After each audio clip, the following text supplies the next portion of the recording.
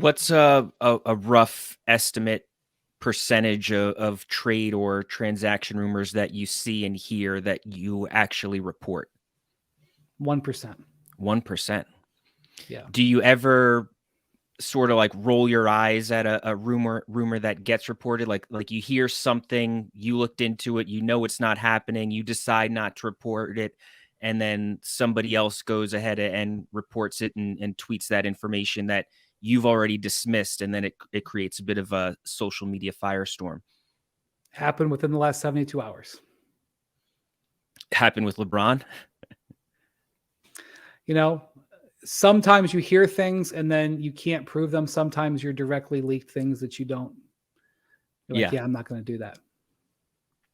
Does well, how do you even decide when something is worthy of being reported? Is there like a litmus test that you go through? Like, 'cause I'm sure the Knicks are probably having internal conversations about other team stars all the time, but Yeah. at what point is it worth reporting on?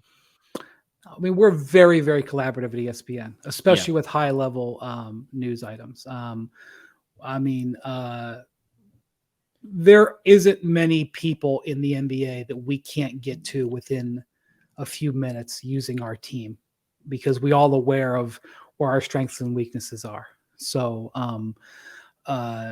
you know, of the transactions that happen, you know, there are some that I was completely unaware of, like, whoa, I did not hear about that.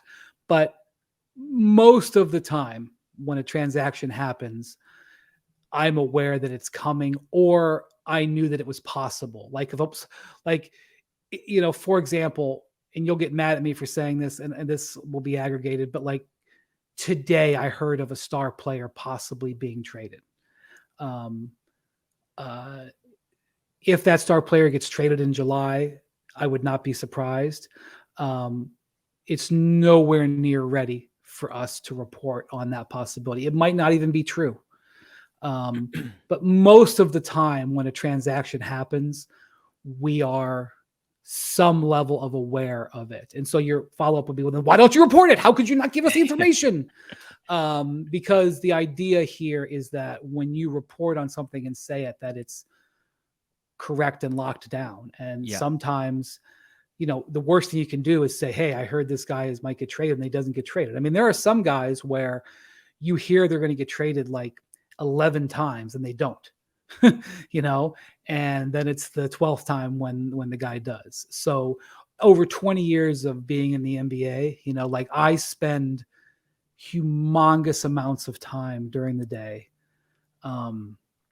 talking to executives and agents and even some players. That happens more in person than on text, about machinations in the league. While we've been doing this podcast, I have about 17 text messages, and 10 of them are from executives or agents who are following up on stuff. That's not normal, but like we are now at the point where, you know, 3 weeks from the draft or less than that, 2.5 weeks from the draft or whatever. And, you know, 3 weeks from free agency. So it's definitely churning now. And so that I just, you know, you are basically reporting all the time. It's happening all the time. And so you're evaluating information as it develops. I wish I could say it was better than that, or it was a more clean way than that. But that's just reality.